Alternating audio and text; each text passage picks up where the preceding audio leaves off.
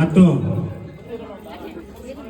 ಈ ಕೋನನಗುಡ್ಡದಲ್ಲಿ ಎಷ್ಟೋ ಜನ ಈ ಮಾರ್ಗದಲ್ಲಿ ನಡೆದು ಮಹಾತ್ಮರಾಗಿ ಇಲ್ಲಿ ಸಮಾಧಿ ಆಗಿರುವಂತ ಮಹಾತ್ಮರಿಗೆ ವಂದನೆಗಳು ತಿಳಿಸುತ್ತಾ ಮತ್ತೆ ಇಲ್ಲಿ ಸೇರಕ್ಕಿರ್ತಕ್ಕಂಥ ಎಲ್ಲ ಗ್ರಾಮಸ್ಥರಿಗೂ ಗುರುಮಕ್ಕಳಿಗೂ ನಮ್ಮ ಕಾಶಿನಾಥ ಸ್ವಾಮೀಜಿಯವರ ಶಿಷ್ಯ ಬೃಂದದವರಿಗೂ ಎಲ್ಲರಿಗೂ ವಂದನೆಗಳು ತಿಳಿಸುತ್ತಾ ಇವತ್ತು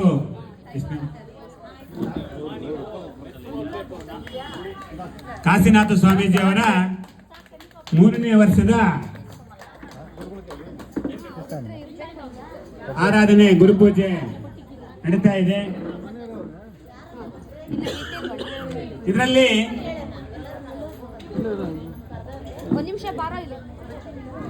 ನಾವು ಅಲ್ಲಿ ಗುರುಮಲ್ಲೆ ಇದ್ದಾರೆ, ಸ್ವಲ್ಪ ಈ ಕಡೆ ಬರಬೇಕು. ಫ್ರೆಂಟ್ ಗುರುಮಲ್ಲೆ ಅವರು ಇವತ್ತಿನ ದಿನ ಸ್ವಲ್ಪ ಗಲಾಟೆ ಕಮ್ಮಿ ಮಾಡಬೇಕು. ವಿಚಾರ ಇರುತ್ತೆ, ವಿಚಾರ ಆದ್ಮೇಲೆ ಪೂಜೆ ಸ್ಟಾರ್ಟ್ ಆಗುತ್ತೆ. ಇಷ್ಟೊತ್ತು ಬಹಳ ಅದ್ಭುತವಾಗಿ ನಮ್ಮ ಮಲ್ಲೇಶಪ್ಪ ಅವರು ಮತ್ತೆ ಲಕ್ಷ್ಮೀ ವೆಂಕಟೇಶ್ವರ ಇಬ್ರು ಬಹಳ ಉತ್ತಮವಾದ ದಂಪತಿಗಳವರು. ಎಲ್ಲಿ ನೋಡಿದ್ರು ಅವರು ಒಂದು ಹಾಡನ್ನ ಆ ಒಂದು ಕೇಳಕ್ಕೆ ಎಷ್ಟೋ ಒಂದು ನಾವು ಪುಣ್ಯ ಮಾಡಿರ್ಬೇಕು. ಅಂತ ಮಹಾತ್ಮರು ಇಷ್ಟೊತ್ತವರೆಗೂ ಬಹಳ ಬಹಳ ಅದ್ಭುತವಾಗಿ ಮಾತಾಡಿದ್ರು, ಮತ್ತೆ ಭಜನೆ ಮಾಡಿದ್ರು. ವೇದಾಂತ ಎಲ್ಲ ಅದರಲ್ಲೇ ಅಡಗಿದೆ. ಇಂಥ ಮಾರ್ಗ ಅವರು ಅಳವಡಿಸಿಕೊಂಡಿದ್ದಾರೆ ಅಂದ್ರೆ ಅವರು ಎಷ್ಟು ಜನ್ಮಗಳಿಂದ ಪುಣ್ಯ ಮಾಡಿದಾರೆ ಗೊತ್ತಿಲ್ಲ. ನಿಜವಾಗ್ಲೂ ಅವರಿಗೆ ನಮ್ಮೆಲ್ಲರ ಪರವಾಗಿ ಧನ್ಯವಾದಗಳು ತಿಳಿಸೋಣ. ಸರ್ ದೂರ ಚಪ್ಪಲ ಮಾಡಿ. ಈಗ ಒಬ್ಬ ಮನುಷ್ಯ ನಮ್ಮ ಮಾನವ ಜನ್ಮನ್ನ ಸಾರ್ಥಕ ಮಾಡ್ಕೊಬೇಕು ಅಂದ್ರೆ ಏನು ಅಂತ ಹೇಳಿ ನಾನು ಉಪನ್ಯಾಸ ಮುಗಿಸ್ಕೊಂಡ್ರೆ ಮೇಲೆ ಮಾತಾಡೋದು ಜಾಸ್ತಿ, ನನ್ನ ಟೈಮ್ ಜಾಸ್ತಿ ಇಲ್ಲ. ಅವರು ಪೂಜೆ ಮಾಡ್ಬೇಕಂತ. ಒಬ್ಬ ಮನುಷ್ಯ ಮಾನವ ಜನ್ಮದಲ್ಲಿ ಶ್ರೇಷ್ಠವಾದಂತ ಉತ್ತಮವಾದಂತ ಜನ್ಮ ಇದು. ಇದನ್ನ ಸಾರ್ಥಕ ಮಾಡ್ಕೊಳ್ಳೋದು ಹೇಗೆ ಅಂತ ನಾವು ಬಹಳ ಇಂಪಾರ್ಟೆಂಟ್ ಆಗಿ ತಿಳ್ಕೊಬೇಕು ಈ ಜನ್ಮಕ್ಕೆ ನಾವು. ಇಲ್ಲ ಅಂದ್ರೆ ನಮ್ ಜನ್ಮ ವೇಸ್ಟ್ ಆಗುತ್ತೆ, ಪ್ರಯೋಜನ ಆಗಲ್ಲ. ನೋಡಿ, ಈಗೆಲ್ಲರೂ ನಾವು ಜೀವಂತವಾಗಿದ್ದೀವಿ. ಎಲ್ಲಿದ್ದೀವಿ? ದೇಹ ಇದೆ, ಉಸಿರಾಡ್ತಾ ಇದೆ, ಏನೋ ಕೆಲಸ ಕಾರ್ಯ ಮಾಡ್ತಾ ಇದ್ದೀವಿ, ಬಗ್ತಾ ಇದ್ದೀವಿ, ಕೆಲಸ ಮಾಡ್ಕೊಂತ ಇದ್ದೀವಿ, ರಾತ್ರಿ ಆದ್ರೆ ಮಲಗ್ತೀವಿ, ಬೆಳಕಾದ್ರೆ ಎದ್ದೇಳ್ತೀವಿ, ಏನೋ ಕಾರ್ಯಕ್ರಮ ಮಾಡ್ಕೊಂಡು ಎಲ್ಲರಿಗೂ ಒಂದಷ್ಟು ವರ್ಷ ಕಳೆದೋಗ್ಬಿಟ್ಟಿದೆ. ಆಗ ಇನ್ನೆಷ್ಟು ಉಳಿದಿದೆ ಗೊತ್ತಿಲ್ಲ.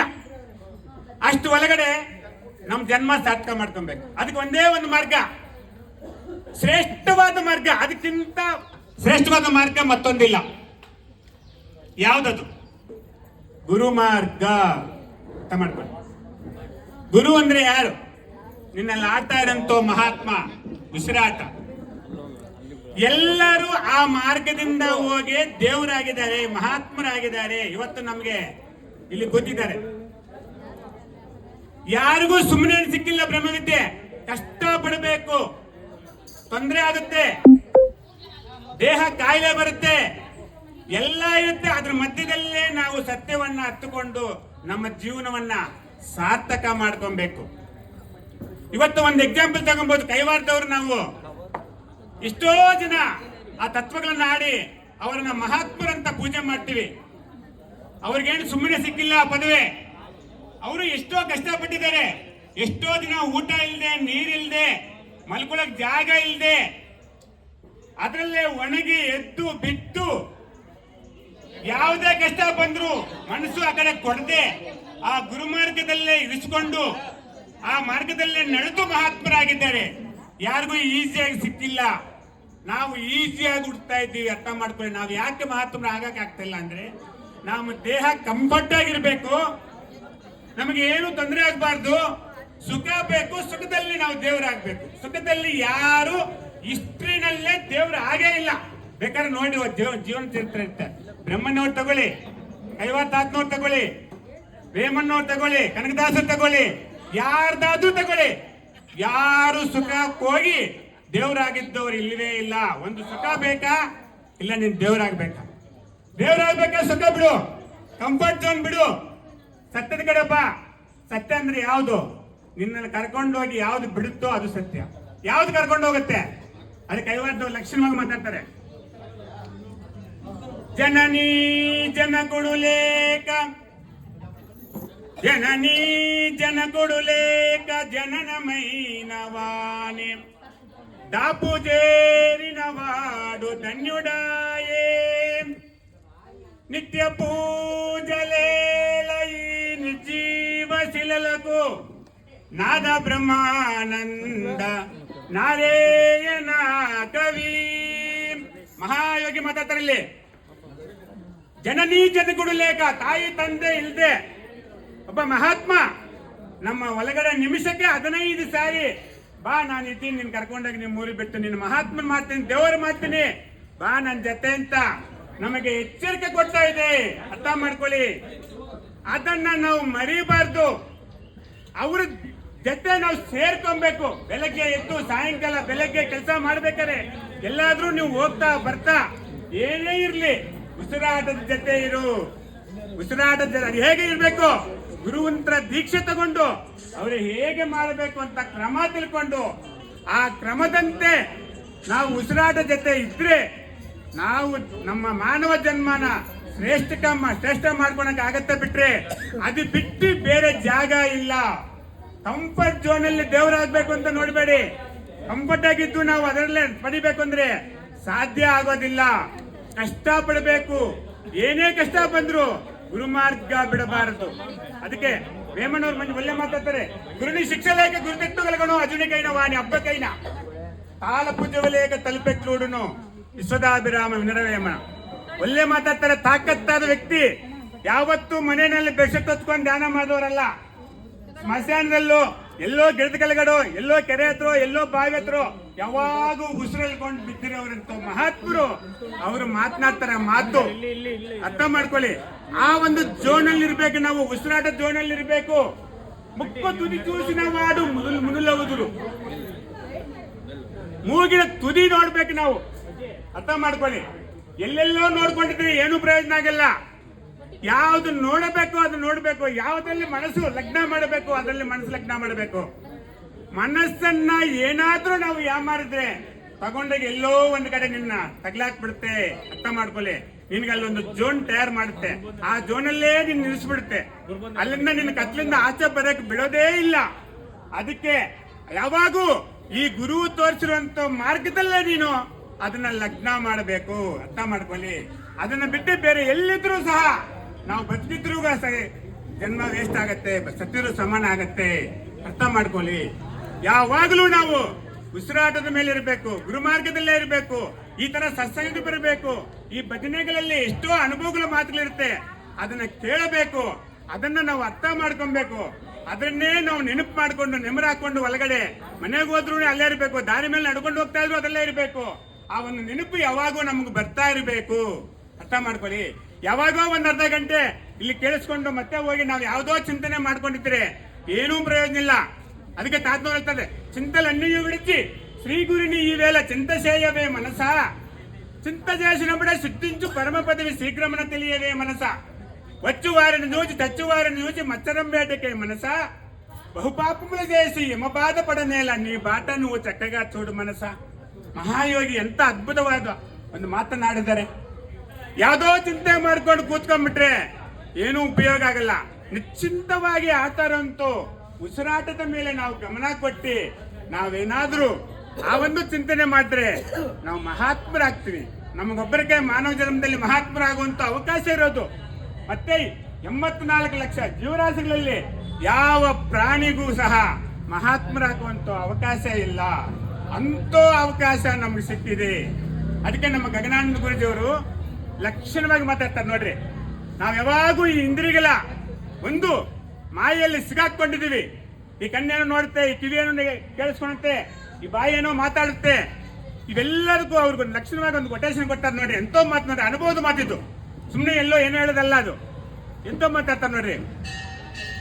ಕಣ್ಣುಗಳ ನೀ ಕೊಟ್ಟೆ ನನ್ನ ನೋಡೆಂದು, ಕಿವಿಗಳ ನೀ ಕೊಟ್ಟೆ ನನ್ನ ನಾದ ಕೇಳೆಂದು, ಕಣ್ಣುಗಳ ನೀ ಕೊಟ್ಟೆ ನನ್ನ ನೋಡೆಂದು, ಬಾಯನು ನೀ ಕೊಟ್ಟೆ ನನ್ನ ಭಜನಗೆಂದು, ನಾಸಿಕವ ನೀ ಕೊಟ್ಟೆ ನನ್ನ ಧ್ಯಾನಿಸೆಂದು, ನಾಸಿಕವ ನೀ ಕೊಟ್ಟೆ ನನ್ನ ಧ್ಯಾನಿಸೆಂದು, ಕಣ್ಣುಗಳ ನೀ ಕೊಟ್ಟೆ ನನ್ನ ನೋಡೆಂದು, ನೀನಾರೆಂದೆ ಎಲ್ಲಿಂದ ಬಂದೆ,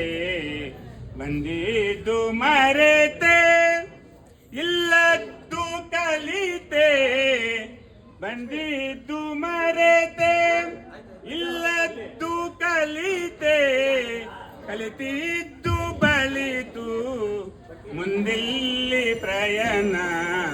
ಪ್ರಯಾಣಕ್ಕೆ ಮುನ್ನ ನಿನ್ನ ಕೆಲಸದ ಹರಿವೇನು, ಕಣ್ಣುಗಳ ನೀ ಕೊಟ್ಟೆ ನನ್ನ ನೋಡೆಂದು. ನೋಡ್ರಿ ಎಂತ ಮಾತಾಡ್ತಾರೆ ನೋಡ್ರಿ. ನೀನ್ ಯಾರು, ಎಲ್ಲಿಂದ ಬಂದೆ, ಏನು ಮಾಡ್ತಾ ಇದೀಯಾ, ನೀನ್ ಬಂದಿದ್ದು ಏನಕ್ಕೆ?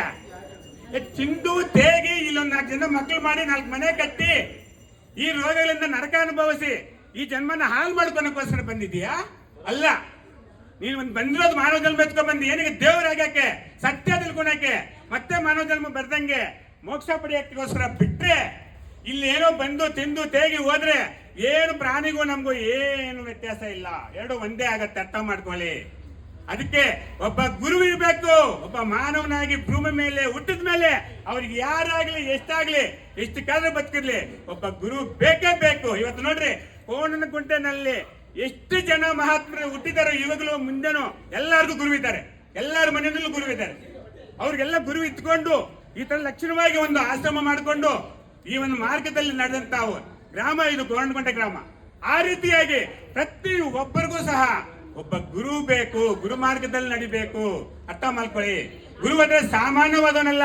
ಅದಕ್ಕೆ ಗುರು ಕೊಟ್ಟಿದ್ದಂತ ಪದವಿ ಯಾರಿಗೂ ಕೊಟ್ಟಿಲ್ಲ ಇಡೀ ಜಗತ್ತಿನಲ್ಲಿ. ಅರ್ಥ ಮಾಡ್ಕೊಳ್ಳಿ. ಗುರು ಬ್ರಹ್ಮ, ಗುರು ವಿಷ್ಣು, ಗುರುದೇವೋ ಮಹೇಶ್ವರ, ಗುರು ಸಾಕ್ಷಾತ್ ಪರಬ್ರಹ್ಮ, ತಸ್ಮೈ ಶ್ರೀ ಗುರುವೇ ನಮಃ.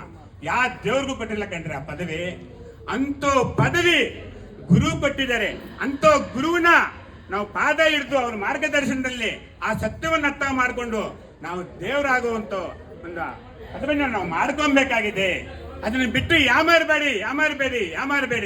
ಯಾಮಾರಿದ್ರೆ ನಾಳೆ ತುಂಬಾ ತೊಂದರೆ ಆಗತ್ತೆ, ಜನ್ಮ ಹಾಳಾಗತ್ತೆ. ಅರ್ಥ ಮಾಡ್ಕೊಳ್ಳಿ. ಅದಕ್ಕೆ ಪ್ರತಿನಿತ್ಯ ಏನು ಗುರು ಸಾಂಖ್ಯ ಯೋಗ ಕೊಟ್ಟಿದ್ದಾರೆ ಆ ಸಾಂಖ್ಯ ಯೋಗನ ಧ್ಯಾನ ಮಾಡಿ. ಅರ್ಥ ಆಯ್ತಾ? ತಾರಕ ಯೋಗ ತಗೊಂಡ್ರೆ ತಾರಕ ಧ್ಯಾನ ಮಾಡಿ. ಕುಂಡಲಿ ಯೋಗ ಮಾಡ್ಕೊಳ್ಳಿ. ಕುಂಡಲಿ ಯೋಗ ಮಾಡೋಕೆ ನಾವು ರೆಡಿ ಆಗಿದ್ದೀವಿ. ಅರ್ಥ ಆಯ್ತಾ? 74 ಜನನ ಕುಂಡಲಿ ಯೋಗ ಮಾಡಿಸಿದ್ದೀನಿ ನಾನು 15 ವರ್ಷದಿಂದ. ನಮ್ಮ ಗುರುಜಿಯವರು 108 ಜನನ ಮಾಡಿಸಿದ್ದಾರೆ. ಅರ್ಥ ಆಯ್ತಾ?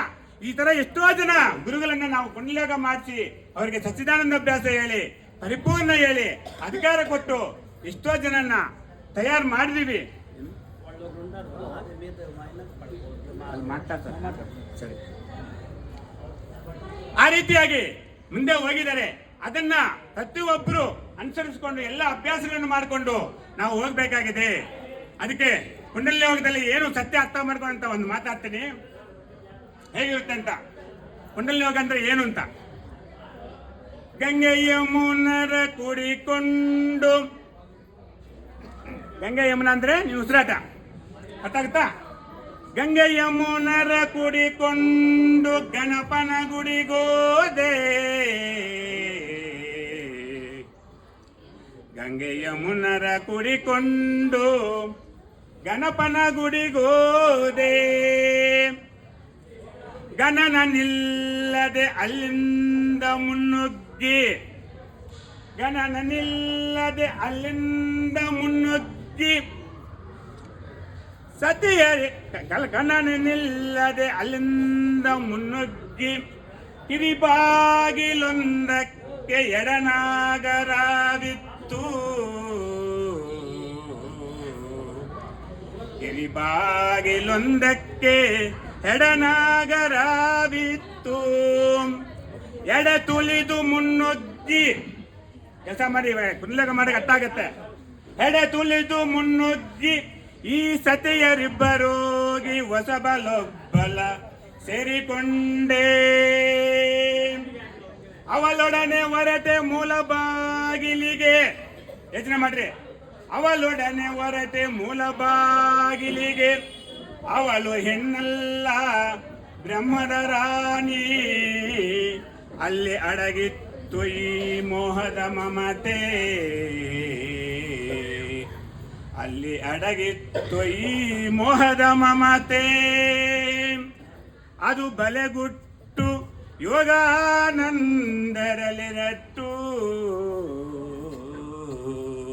ನೋಡ್ರಿ, ದೇವರಾಗಬೇಕಂದ್ರೆ ಆ ಮಾರ್ಗಕ್ಕೆ ಹೋಗ್ಬೇಕಂದ್ರಿ. ಅರ್ಥ ಮಾಡ್ಕೊಳ್ಳಿ. ಹೆಂಗಂದ್ರೆ ನಾನು ದೇವರಾಗ್ಬಿಡ್ತೀನಿ ಅಂತಂದ್ರೆ ಆಗೋದಿಲ್ಲ. ಅದಕ್ಕೊಂದು ಮಾರ್ಗ ಇದೆ. ಎಷ್ಟೋ ಯುಗಗಳಿಂದ ಈ ಮಾರ್ಗ ಬಂದಿದ್ದಾರೆ. ನಮ್ಮ ವೇಮಣ್ಣವರಾಗ್ಬೋದು, ಕೈವಾರದವರಾಗ್ಬೋದು, ಕನಕದಾಸರಾಗ್ಬೋದು, ಈ ತರ ನಮ್ಮ ಗುರುಜಿ ಯೋಗಾನಂದ ಸ್ವಾಮಿದವರು, ಕಾಶಿನಾಥ ಸ್ವಾಮಿದವರು, ಎಲ್ಲರೂ ಸಹ ಕಾಶಿನಾಥ ಸ್ವಾಮಿದವ್ರು 4 ಸಾರಿ ಕೊಂಡ್ಲಾಗ ಮಾಡೋರು ಕಂಡ್ರಿ. ನಾವು 1 ಸಾರಿ ಮಾಡಕ್ಕೆ ಅಳ್ತೀವಿ. ಅವ್ರು 4 ಸಾರಿ ಗೊತ್ತಾವ ನಮ್ಮ ಗುರುಗಳು ಮಾಡ್ತಾರ ಅವ್ರ ಕೈಲಿ. 4 ಸಾರಿ ಕೊಂಡ್ಲಾಗ ಮಾಡ್ತಾ ಮಹಾತ್ಮ ಕಾಶಿನಾಥ ಸ್ವಾಮೀಜಿಯವರು. ಗೊತ್ತಾಗುತ್ತಾ ಹೇಗೆ ಮಾಡಿದ್ರು? ಅವರು ಏನು ಮುಟ್ಟಿರಲಿಲ್ಲ, ಏನು ಮುಟ್ಟಿರಲಿಲ್ಲ, ಬರೀ ಉಪವಾಸದಲ್ಲಿ ಮಾಡ್ಕೊಂಡು ಬಂದಿರ್ತ ಮಹಾತ್ಮ. ಅದನ್ನ ಮಾಡಿದಕ್ಕೆ ಇವತ್ತು ಇಷ್ಟು ಜನ ಸೇರಿದ್ದೀವಿ. ಅರ್ಥ ಮಾಡ್ಕೊಳ್ಳಿ, ಅವ್ರ ಮಹತ್ವ ಅಷ್ಟೊಂದಿರುತ್ತೆ. ಆ ರೀತಿಯಾಗಿ ನಾವು ಆ ಒಂದು ಯೋಗಗಳನ್ನು ಮಾಡಿಕೊಂಡು ದೇವರಾಗಬೇಕೆ ಬಿಟ್ರೆ, ಯೋಗಗಳು ಮಾಡದೆ ಬರೀ ನಾವು ಸುಖವಾಗಿ ದೇಹವನ್ನ ಸುಖವಾಗಿ ಇಟ್ಟುಕೊಂಡು ಏನೂ ತೊಂದರೆ ಆಗದೆ ನೋವಾಗದೆ ನಾವು ದೇವರಾಗಬೇಕು ಅಂತ ಪ್ರಯತ್ನ ಮಾಡಬಾರ್ದು. ಪ್ರತಿ ಒಬ್ಬರೂ ಸಹ ದೇವರಾಗಬೇಕಂದ್ರೆ ಗುರು ಮಾರ್ಗ ಬಿಡದೆ ಆ ಮಾರ್ಗದಲ್ಲಿ ನಡ್ತಾನೆ ಇರಬೇಕು, ನಡ್ತಾನೆ ಇರಬೇಕು, ನಡ್ತಾ ಇರಬೇಕು, ನಡ್ತಾ ಇರಬೇಕು. ಎಲ್ಲಿ ಪೂಜೆ ಇದ್ರೆ ಹೋಗ್ಬೇಕು, ಎಲ್ಲಿ ಭಜನೆ ಇದ್ರೆ ಹೋಗ್ಬೇಕು, ಎಲ್ಲಿ ಆರಾಧನೆ ಇದ್ರೆ ಹೋಗ್ಬೇಕು. ಎಲ್ಲ ಒಂದು ಆ ಮಾರ್ಗದಲ್ಲಿ ನಾವು ನಡ್ತಾ ಇದ್ರೆ ನಾವು ಒಂದಲ್ಲ ಒಂದಿನ ಆ ಒಂದು ಸ್ಥಾನಕ್ಕೆ ಹೋಗ್ಬೇಕಂತ ಒಂದು ಪರಿಸ್ಥಿತಿ ಬರುತ್ತೆ. ಒಂದು ಗುರು ನಿಡ್ಕೊಂಡು ಹೋಗ್ಬೇಕು. ಗುರು ಇಲ್ದೇನೆ ನೀನ್ ಇಲ್ಲೋದ್ರು ನಿನ್ಗೆ ಅರ್ಥ ಆಗಲ್ಲ ದೇವರು. ಆ ಗುರು ಇದ್ರೇನೆ ಅರ್ಥ ಆಗುತ್ತೆ, ಬಿಟ್ರೆ ಗುರುವಿಲ್ಲ ಅಂದ್ರೆ ಆಗೋದೇ ಇಲ್ಲ. ಆ ಗುರು ಮಹಿಮೆ ಅನ್ನೋದು ಹೇಗಿರುತ್ತೆ ಅಂದ್ರೆ, ಒಂದೇ ಒಂದು ಎಕ್ಸಾಂಪಲ್ ನನ್ನ ಜೀವನದಲ್ಲಿ ನಡೆದಿರುವಂತ ಒಂದು ಪವಾಡ ಹೇಳ್ತೀನಿ. ನಮ್ಮ ಗುರುಗಳು ಯಾವಾಗ ಹೇಳೋರು, ಗುರು ಕರುಣೆಯಾದರೆ, ಗುರು ಕರುಣೆಯಾದರೆ ಶಿವಗಿರಿ ಕರೆಗೆ ಮನೆ ಮುಂದೆ ನಿಲ್ಲುವುದಯ್ಯ. ಗುರು ಕರುಣೆಯಾದರೆ ಶವವು ಉಸುರಾಡುವುದಯ್ಯ. ಗುರು ಕರುಣೆಯಾದರೆ ವಿಧಾತರ ಹಂಗು ತೊಲಗುವುದಯ್ಯ.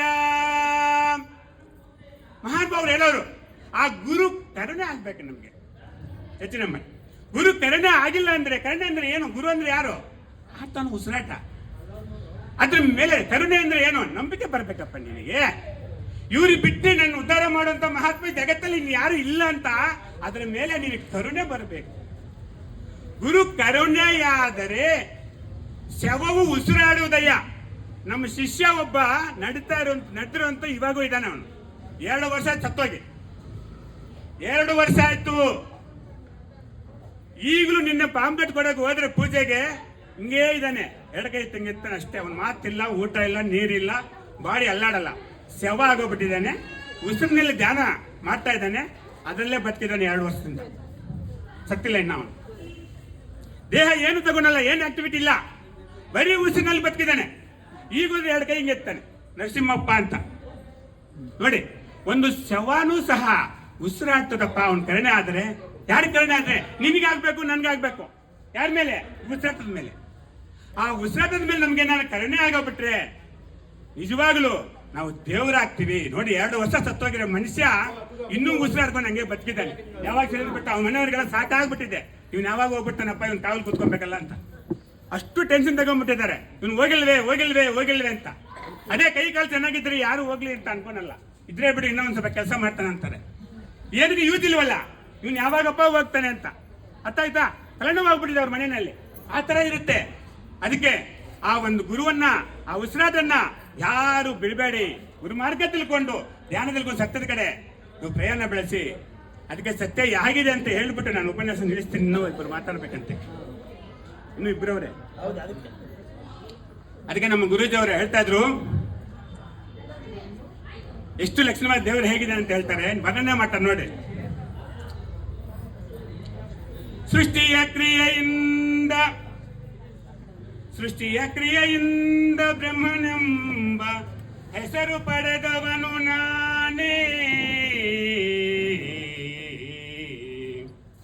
ಸೃಷ್ಟಿಯ ಕ್ರಿಯೆಯಿಂದ ಬ್ರಹ್ಮನೆಂಬ ಹೆಸರು ಪಡೆದವನು ನಾನೇ. ಪಾಲನೆಯ ನೆಪದಲ್ಲಿ ನಾರಾಯಣೆಂಬ ಹರಿವು ಕಂಡವನು ನಾನೇ. ನಾನಲ್ಲ, ದೇವರು ಹೇಳ್ತಾ ಇದ್ದ ವಿಷಯ, ಆಮೇಲೆ ನಾನು ತಿಳ್ಕೊಂಬೇಡ್ರಿ. ಪ್ರಳಯ ಕಾಲದ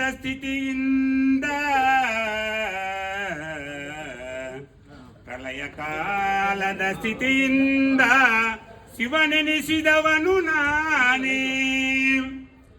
ಇವು ಮೂರು ಕರ್ಮಗಳಿಂದ ಬ್ರಹ್ಮ ವಿಷ್ಣು ರುದ್ರರು ನಾನೇ. ರಾಮನಾದವನು ವಾಲ್ಮೀಕಿಯಾಗಿ ರಾಮಾಯಣವ ಬರೆದವನು ನಾನೇ. ಕೃಷ್ಣನೆಂಬ ಹೆಸರಿನಲ್ಲಿ ಗೀತೆಯಲ್ಲಿ ನಾನೇ ಸರ್ವಸ್ವವೆಂದವನು ನಾನೇ. ಸಕಲ ಚರಾಚರವ ಗುರ್ತಿಸಿ ಹೆಸರಿಟ್ಟು ಕರೆದವನು ನಾನೇ. ನಾನಿಲ್ಲದಿರೆ ಈ ಜಗವೆಲ್ಲ ಬರಿ ಬಯಲೆಂಬ ಹರಿವು ಕಂಡವನು ನಾನೇ. ಯೋಗಾನಂದ ಗುರುವಾಗಿ ಜ್ಞಾನಾನಂದನೆಂಬ ಶಿಷ್ಯನಾದವನು ನಾನೇ. ನಾನಿಲ್ಲದಿರೆ ಒಲಿತು ಕೆಡುಕಗಳಿಲ್ಲದಿರೆ ಪಾಪ ಪುಣ್ಯಗಳಿಲ್ಲದಿರೆ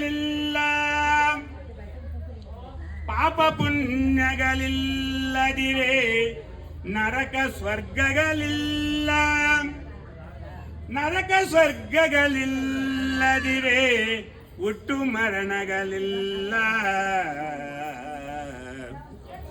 ಹುಟ್ಟು ಮರಣಗಳಿಲ್ಲದಿರೆ ಈ ಜಗವೇನಿಲ್ಲದಿರೆ ಬಯಲಾಯುತೆಲ್ಲ. ಈ ಬಯಲೇ ಯೋಗಾನಂದರ ಗುರುಪದವದೆಲ್ಲ. ಯೋಗಾನಂದರ ಗುರುಪದವೇ ಈ ಜ್ಞಾನಾನಂದರ ಪರಮ ಪದವದೆಲ್ಲ. ಯೋಚನೆ ಮಾಡಿ ದೇವರು ಹೆಂಗಿದೆ ಅಂತ. ಇಷ್ಟಕ್ಕೆ ಎಲ್ಲ ಗುರುವೇ ಆಧಾರ, ಸದ್ಗುರುಮೂರ್ತಿನೇ ಆಧಾರ.